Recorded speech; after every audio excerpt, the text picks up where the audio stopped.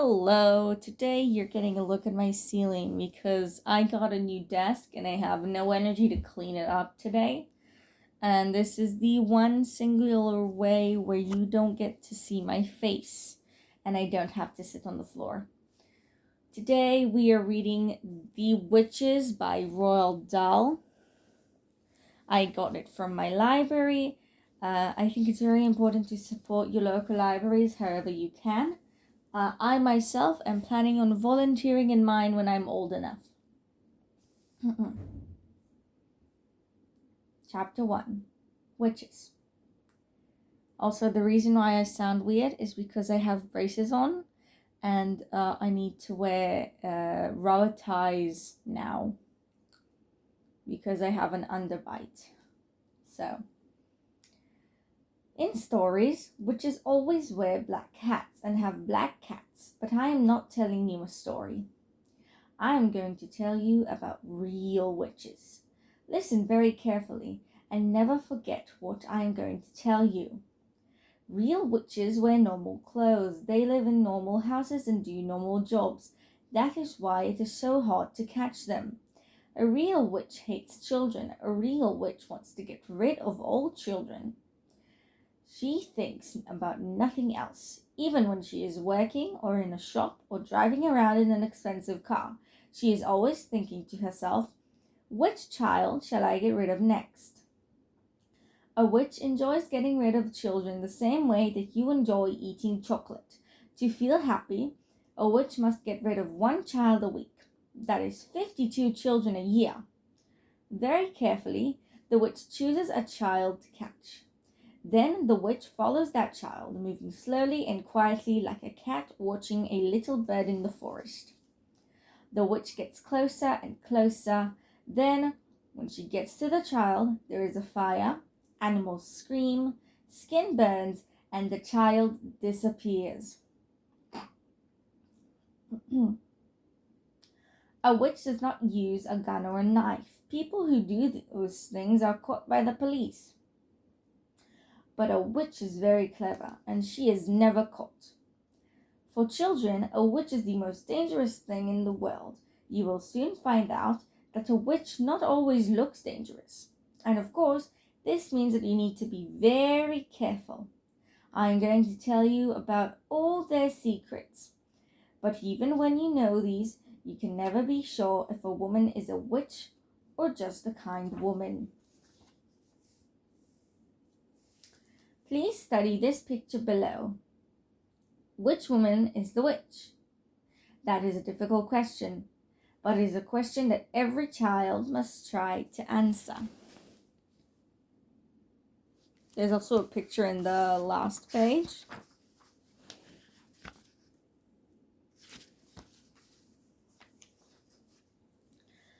A witch might live near your home, or maybe she sat next to you on the bus this morning.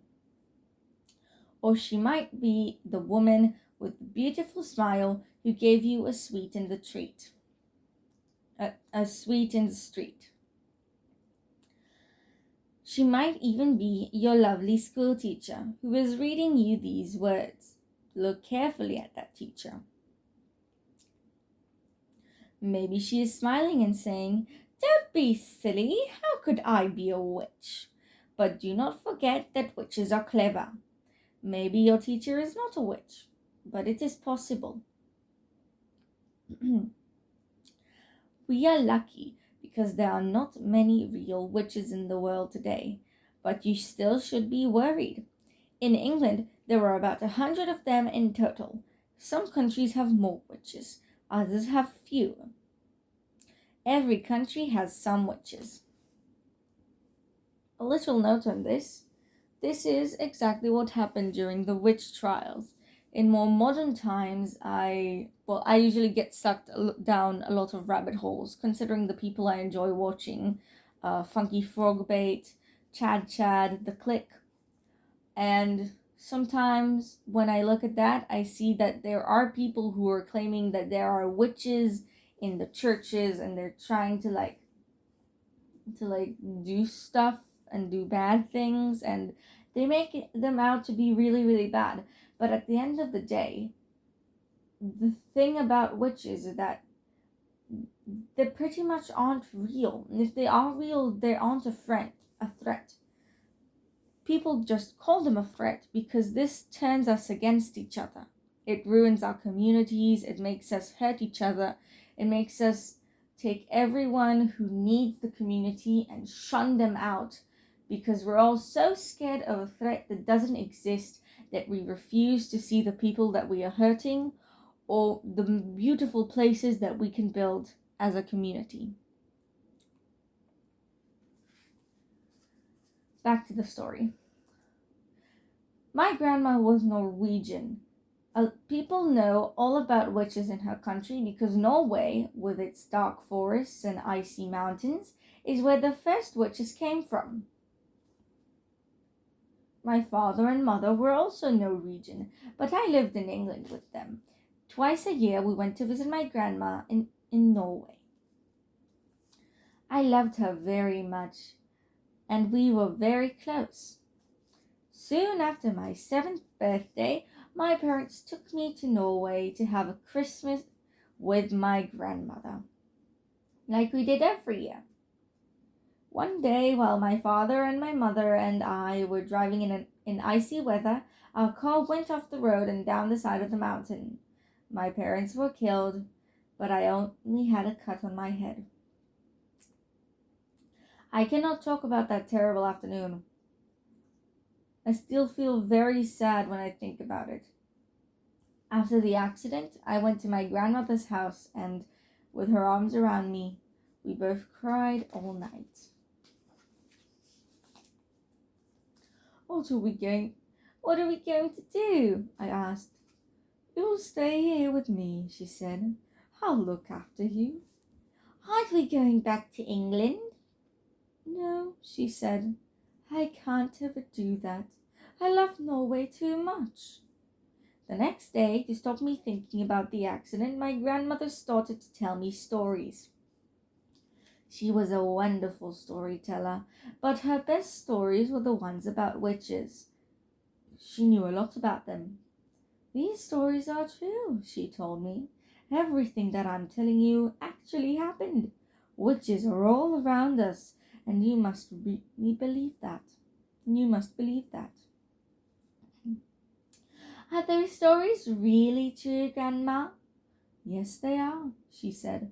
My dear, you won't live to be as old as me if you can't recognize a witch. Listen to me and remember everything that I tell you. We were in the living room of her house in Norway, and I was ready for bed. It was snowing outside. I sat on the floor by her feet and looked up at her.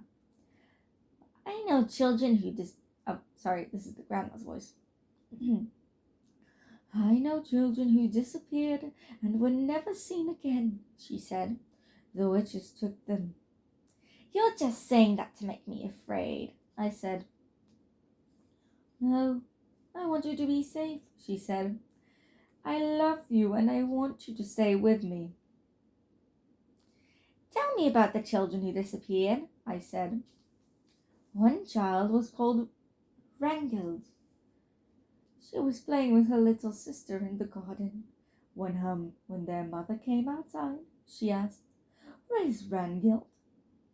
She went away with a tall woman, the sister said. What tall woman? The mother asked. The tall woman in the white gloves, the sister said.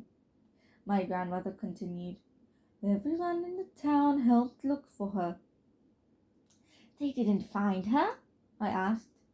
No one ever saw Rangild again, she replied. The story of another child was very strange, my grandmother continued. There was a big family called Christiansen, and they had a big old painting in the living room. The painting showed some ducks and a farmhouse, but there were no people in it. One day their daughter Solveig came back home from school, eating an apple. A nice woman gave me this apple, Solveig said.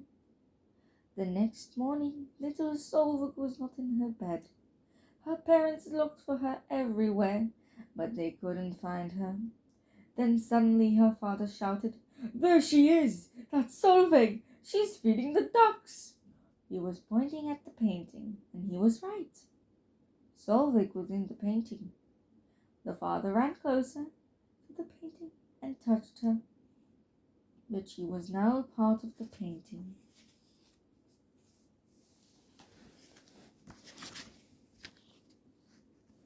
This is my blanket. Just ignore it. You'll post it up on my bed. Did you ever see that painting with the little girl in it, Grandma? Many times, my grandmother said. Solveig kept moving around in the picture. One day she was inside the farmhouse. Another day she was outside holding a duck. Then one day she just disappeared. Where did she go? I asked. Nobody knows, my grandmother said. What happened to the other children? They disappeared too, my grandmother answered. Every time a strange woman was seen outside the house just before it happened. But that's enough for tonight. Now it's time for you to go to bed. I hope that a witch won't come through my window in the night, I said quietly. No, grandmother said. A witch will never do something silly like that. You'll be safe in your bed. Good night. That is the end of the first chapter of Roald Dahl's The Witches. Once again, please go support your libraries. For our fun fact today, we have an animal fact. The first ever domesticated cat breed was called the Egyptian Mau. The Egyptian Mau existed, and I'm pretty sure it has relatives that still exist to this day, in ancient Egypt.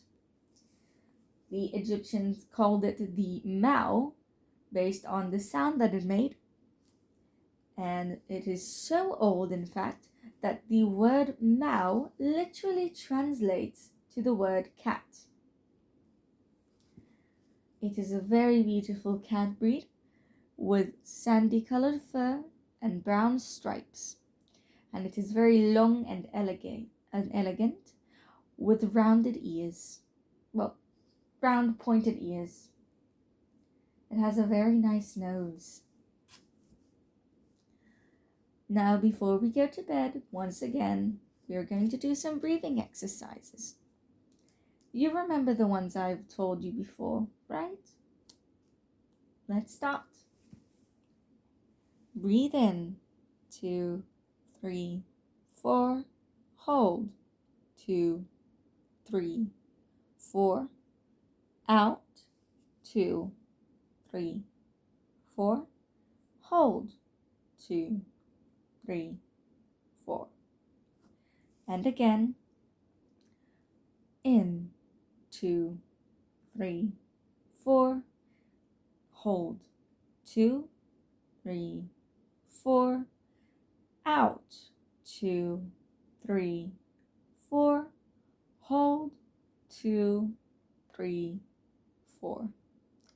Repeat this until you feel a deep calm, and I hope you have a nice day and a nice restful sleep. Good night.